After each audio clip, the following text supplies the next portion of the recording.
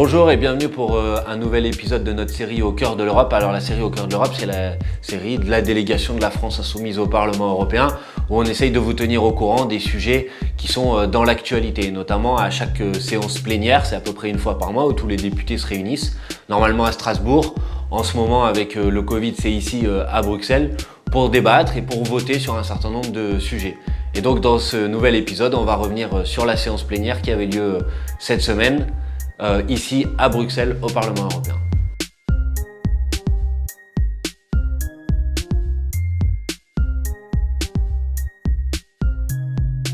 Je suis très fier en tant que réunionnais parce que la Réunion a été aussi concernée par l'esclavage, 3 siècles de son histoire.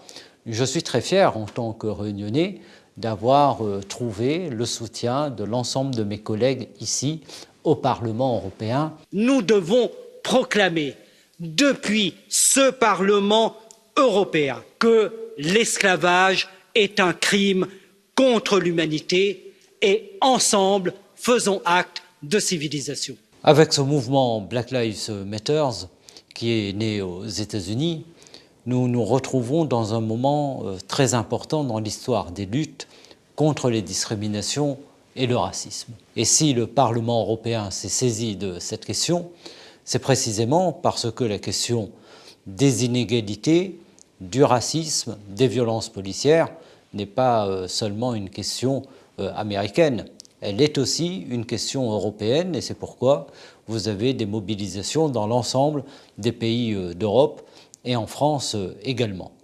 Les 8 minutes glaçantes de l'assassinat de George Floyd ont mis en mouvement des centaines de milliers de personnes à travers le monde pour faire reculer le racisme structurel et les violences policières. Et notre indignation cet après-midi dit combien ces actes offensent les valeurs que nous partageons.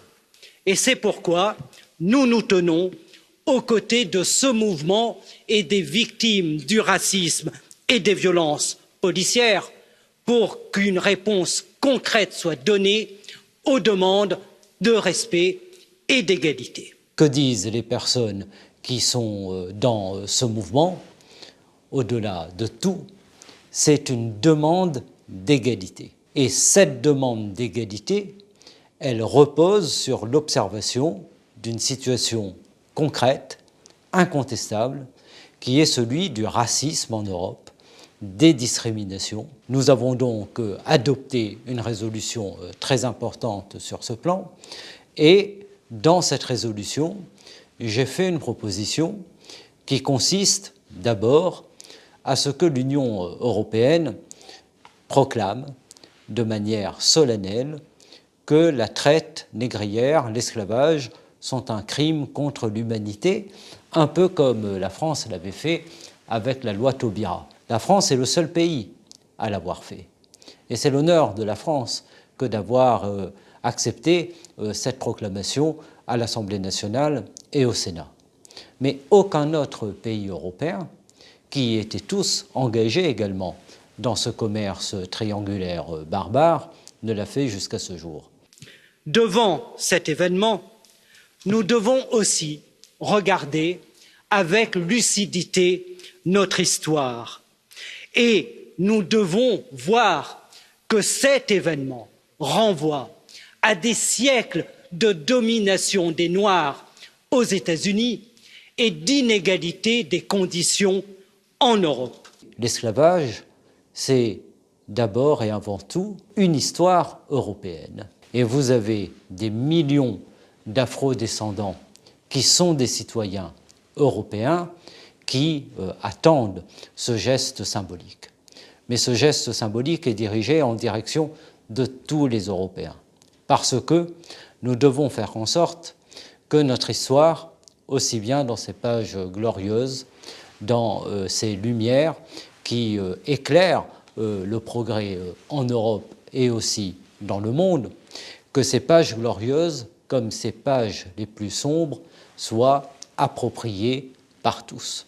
Gardons à l'esprit que notre histoire européenne a toujours oscillé comme une pendule entre la barbarie et la civilisation, que c'est en Europe, malgré la raison, malgré les Lumières, que les pires théories de hiérarchisation des races sont nées pour justifier les conquêtes, pour justifier l'esclavage, pour justifier la colonisation et pour justifier l'Holocauste. C'est donc, si nous voulons extirper le mal, tout un continent mental qu'il faut continuer à déconstruire. Tout l'enjeu de ces batailles, c'est de faire en sorte que nos valeurs retrouvent de la vitalité, l'égalité, la fraternité. Il ne s'agit pas de faire de la repentance pour toujours être dans une forme de auto-flagellation. Pas du tout. Il s'agit au contraire de comprendre cette histoire pour pouvoir la dépasser. Comme disait Jacques Chirac, notre monde est moins menacé par le choc des civilisations que par le choc des incultures. Et c'est par la connaissance, par la culture, par l'intelligence qu'on fera reculer le racisme, parce que le racisme, c'est l'expression de la bêtise crasse. Comme disait André Gide, moins le blanc est intelligent, plus le noir lui paraît bête. Merci Monsieur le Président. Permettez-moi d'intervenir en cette ouverture pour faire référence à la résolution de l'extrême droite déposée sur le débat qui va nous animer sur la mort de George Floyd, qui instrumentalise cette mort pour accuser nommément notre groupe politique et la France insoumise d'encourager et de perpétrer des actes de violence dans toute l'Europe. Nous savons que la haine et la calomnie sont la marque de fabrique du Rassemblement national. Mais j'espère pouvoir compter ici sur le soutien et la condamnation par chaque force républicaine de cette diffamation indigne. Cette manœuvre abjecte masque en réalité les actes glaçants des suprémacistes blancs et des racistes qui sont ancrés dans l'idéologie de l'extrême droite et du Rassemblement national depuis sa fondation. Nous sommes fiers, au contraire, ici, d'être les héritiers de résistants communistes qui ont donné leur vie contre le nazisme, pendant que votre formation politique était fondée par un ancien SS pour que cette idéologie survive à la guerre. La violence, l'extrême droite, est votre fonds de commerce, celle des violences policières que vous couvrez, celle des groupuscules fascistes que vous couvez. Votre violence nous rappelle l'amère certitude qui nous anime. Là où il n'y a pas de justice, il n'y a pas de paix. Nous continuerons donc de marcher contre le racisme et contre vous, avec pour horizon la justice et la paix. Cette semaine, en session plénière, on a voté pas mal de textes sur la situation économique, notamment en réponse à la crise. Vous verrez que les lobbies avancent pas mal, mais avant ça, on a quand même réussi à obtenir quelque chose. C'est la création d'une sous-commission sur les questions fiscales. L'objectif, c'est d'avoir une commission qui est en charge spécifiquement de la lutte contre l'évasion fiscale. Et donc ce sera l'occasion de porter nos combats pour l'harmonisation fiscale au niveau européen, de porter nos combats aussi pour la transparence fiscale, pour une liste de paradis fiscaux qui inclut des pays européens comme l'Irlande ou le Luxembourg, dont on sait très bien qu'ils sont des paradis fiscaux, et ici, il y a une hypocrisie totale au Parlement européen sur le fait de les qualifier de paradis fiscaux. Donc cette commission, elle a été votée officiellement cette semaine et ses travaux vont démarrer dès le mois prochain. J'en ferai partie et je continuerai à porter dans cette commission nos combats contre l'évasion fiscale. Ça, c'est pour le côté verre à moitié plein.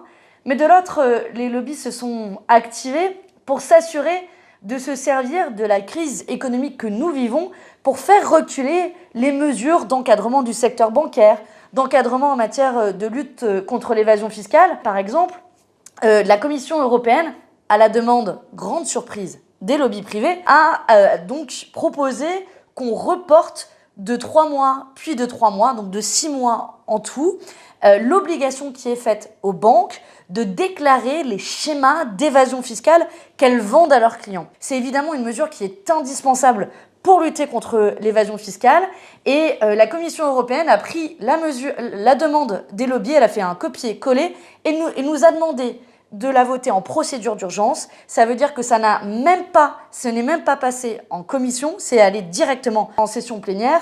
Nous, on s'est évidemment opposé ne serait-ce qu'à la procédure d'urgence, puis on s'est aussi opposé à ce report qui a été soutenu ici par la vaste majorité des groupes politiques. C'est qu'il y a une erreur fondamentale de croire qu'à l'heure où on vit l'une des crises économiques les plus importantes, alors on va donner l'opportunité aux banques et aux entreprises de continuer à faire de l'évasion fiscale, à l'heure où en réalité on a plus que jamais besoin de recettes fiscales pour faire face à la crise. La deuxième chose qui est passée un peu en catimini cette semaine, c'est la révision de ce qu'on appelle les règles prudentielles dans le secteur bancaire. Ces règles, elles ont été mises en place à la suite de la dernière crise financière, 2008-2009. Vous vous souvenez, les banques, les unes après les autres, tombent quasiment comme un château de cartes, notamment parce qu'elles ont pris des risques en n'ayant pas suffisamment de fonds propres.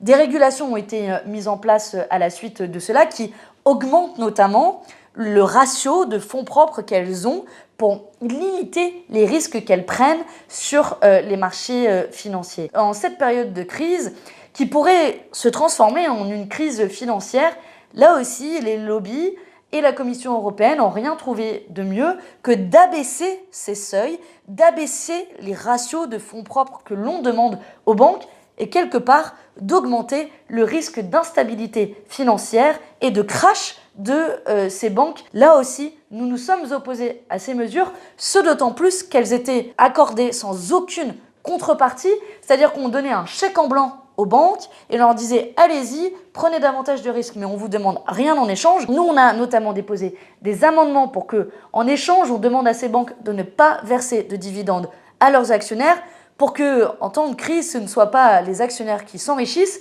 Eh bien, même ces amendements-là sont rejetés. À croire que la Commission européenne et une partie du Parlement européen, évidemment pas nous, continuent à donner des chèques en blanc aux entreprises sans aucune contrepartie, à l'heure, et c'est le sens des 10 contreparties que j'ai lancées aussi cette semaine, on demande 10 contreparties au versement d'aides d'État pour qu'il n'y ait pas d'argent public sans transition sociale et écologique, qu'il n'y ait pas d'aide d'État aux entreprises sans qu'on leur demande l'absence de plan de licenciement, qu'elles ne versent pas de dividendes à leurs actionnaires, que cet argent-là n'atterrisse pas dans les paradis fiscaux et qu'on ne finance pas les entreprises qui ont des filiales dans les paradis fiscaux, et aussi des contreparties évidemment écologiques pour enclencher la nécessaire transition sociale et écologique de notre économie pour ne pas financer les énergies polluantes sans réorienter leur activité. Voilà des contreparties pour lesquelles on va continuer à se battre ici au Parlement européen parce qu'il est plus que jamais temps d'opérer cette bifurcation sociale et écologique.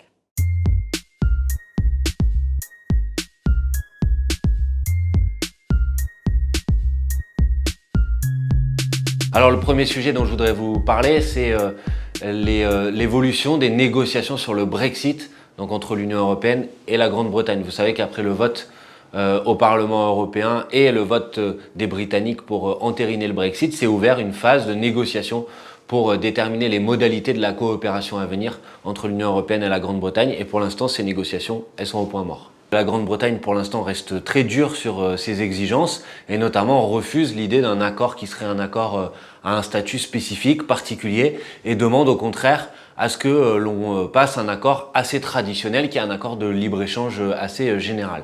Ça, c'est un point qui est un point très dur dans la discussion, et donc la résolution qui est adoptée ici au Parlement européen vise à rappeler les exigences de l'Union européenne dans cette discussion sur le Brexit, et notamment le refus que le Brexit se traduise par le fait que la Grande-Bretagne devienne une sorte de paradis fiscal aux frontières de l'Union européenne, que le Brexit favorise les dispositifs de dumping, notamment de dumping fiscal ou de dumping social. Et ça, c'est des exigences que nous avons portées très fortement. Ça, c'est les points positifs de cette résolution. Le point négatif, c'est que la Commission européenne et un certain nombre de groupes ici au Parlement européen considèrent que l'avenir de la coopération entre l'Union européenne et la Grande-Bretagne dans les domaines de politique extérieure ou dans les domaines militaires doit rester enfermé, arrimé au char de l'OTAN. Et ça, forcément, pour les élus de la France insoumise, c'est un problème. C'est un problème parce que l'on considère qu'il ne peut pas y avoir de politique de défense européenne si elle est complètement accroché à l'OTAN, qui est une alliance belliciste, une alliance ancienne, qui honnêtement n'a plus de raison d'exister aujourd'hui, qui date d'un temps où il y avait un affrontement entre un bloc occidental et un bloc de l'autre côté du rideau de fer. On n'en est plus là aujourd'hui. Et donc cette alliance, elle n'a plus aucun intérêt. Et c'est la raison pour laquelle nous ne pouvons pas soutenir cette résolution, même si nous soutenons l'idée qu'il faut tenir bon dans les discussions avec la Grande-Bretagne sur le fait que cet accord à venir de coopération ne doit pas être un accord de libre-échange, un immense accord de libre-échange comme le souhaitent aujourd'hui les Britanniques. Un deuxième sujet qui est plus un sujet de débat, il n'y a pas de texte sur le sujet, mais c'est un sujet de débat important qui vise à échanger sur les outils que pourrait mettre en place l'Union européenne pour empêcher que, à la faveur de la crise économique qui vient, des puissances étrangères utilisent des opportunités pour venir s'emparer d'industries, d'entreprises dans des secteurs qui sont des secteurs stratégiques. On a tellement dit, on a suffisamment dit dans cette crise du Covid qu'une des difficultés qu'elle avait fait émerger, qu'elle avait fait révéler au grand jour, c'est le fait que nous n'étions plus souverains sur un certain nombre de domaines qui sont pourtant des domaines essentiels à la vie de la nation. Il y a un enjeu à faire en sorte que dans cette crise, des puissances étrangères n'utilisent pas les opportunités pour venir s'emparer d'industries, d'entreprises dans les secteurs stratégiques. Et donc il y a un débat sur le sujet qui est un débat important sur lequel la France insoumise, elle porte des propositions fortes pour dire que ce qui doit primer aujourd'hui, c'est notre indépendance, c'est notre souveraineté, c'est le faire en sorte que face à la crise économique qui vient, elle ne se transforme pas, elle ne se traduise pas par une crise sociale, qu'il y a un certain nombre de secteurs stratégiques qu'il faut défendre contre les influences extérieures bien évidemment, mais qu'il faut aussi défendre contre les difficultés économiques à venir. Dans cette plénière, on a débattu sur le projet d'une conférence sur l'avenir de l'Europe. C'est une annonce qui a été faite d'une consultation des citoyens pendant 2 ans qui a pour but de réfléchir à ce qu'il faut améliorer dans le fonctionnement de l'Union européenne. Ça part d'un constat que l'euroscepticisme gagne du terrain, qu'il y a de moins en moins de personnes qui se déplacent pour aller voter aux élections européennes et qu'il y a besoin de redonner confiance en l'Union européenne parce qu'il y a des dysfonctionnements. Nous, on a bataillé avec la délégation de la France Insoumise, avec la GUE, pour faire en sorte que cette consultation citoyenne, ce soit pas juste du flanc, et qu'on ne fasse pas semblant, un simulacre de consultation de démocratie participative, mais bel et bien de laisser la possibilité aux citoyens, quand on leur pose la question de qu'est-ce que l'avenir de l'Union européenne, de la question de la révision des traités. De laisser ouverte pour les citoyens cette possibilité de réviser les traités. Parce que si on veut vraiment se poser la question, modifier le fonctionnement de l'Union européenne, il faut commencer par en changer les bases. Si on ne veut pas faire juste du ravalement de façade, si on veut redonner confiance, il faut poser les bases. Et dans les bases, c'est notamment les traités européens, le traité de Lisbonne, le traité de Maastricht, tous ces traités qui gravent dans le marbre les principes qui posent problème actuellement, les principes de la concurrence, du marché, des principes qui s'opposent au service public, à la solidarité. Donc c'est important de tout remettre à plat. On n'est pas naïf à la France Insoumise sur les volontés de la Commission européenne et puis de la majorité des États membres. On n'est pas naïf sur le fait qu'ils ne veulent rien changer du tout, parce que l'Europe telle qu'elle est actuellement, l'Union européenne de la concurrence et des marchés, ça les arrange bien. Mais pour autant, en tant que parlementaires européens, on se bat pour faire en sorte que les vraies questions soient posées, que les choses aillent dans le bon sens. On s'est battu pour que, dans cette résolution qu'on a votée cette semaine au Parlement européen, il soit mentionné la possibilité que cette conférence sur l'avenir de l'Europe aboutisse sur une révision des traités. Ça a été le cas. Cet aspect-là est présent dans le texte. Vous pouvez compter sur nous pour, à chacune des prochaines étapes de la conférence sur l'avenir de l'Europe, jouer un rôle de poil à gratter, pas se contenter de petits changements de pacotille, mais bel et bien avec l'objectif de modifier, de changer, de déchirer les traités actuels et d'en réécrire de nouveaux qui soient basés sur la solidarité, la coopération entre les peuples, les services publics, les libertés, c'est-à-dire des principes qui sont à l'inverse de ceux qui sont mis en œuvre depuis des décennies au sein de l'Union européenne. Cette semaine en plénière, on avait également un débat et le vote d'une résolution sur les travailleurs saisonniers détachés. Je voudrais vous parler de Yasmine.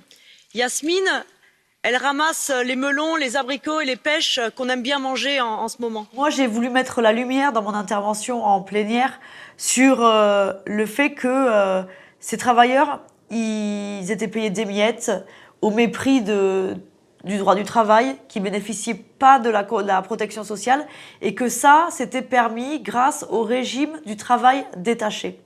Et que c'était pas tolérable, et que la crise du coronavirus, elle avait accentué, exacerbé les difficultés qu'ils connaissaient. Yasmine, elle travaille 260 heures par mois. Elle est payée des miettes.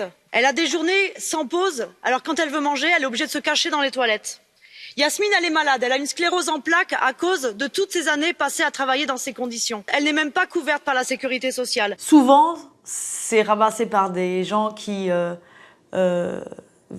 travaillent dans des conditions déplorables, qui sont hébergés pendant des mois, là, qui étaient hébergés dans des endroits confinés, les uns sur les autres. Il y a eu plusieurs clusters où le virus se propageait, les gens tombaient malades du coronavirus, parce que vous imaginez que ces conditions-là, c'est propice à la propagation du virus. Ces travailleurs, ils n'ont pas à payer, à être sacrifiés sur l'autel de la concurrence, encore une fois, et du dumping social. Et ce dont je vous parle, c'est le quotidien de centaines de travailleurs et de travailleuses détachés, saisonniers, des travailleurs qui viennent d'Espagne et qui sont parfois originaires de Guinée, originaires de Colombie, qui sont détachés en France, en Allemagne ou ailleurs pour ramasser les fruits et les légumes. La crise du Covid-19, elle a exacerbé les difficultés qui sont vécues par ces travailleurs exploités, qui souvent ont été hébergés pendant cette crise dans des conditions de misère extrêmes, propices à la propagation du coronavirus. L'exploitation de ces hommes et de ces femmes doit cesser. Elle est inacceptable. Et il est grand temps que l'Union européenne garantisse le respect des droits de ces travailleurs.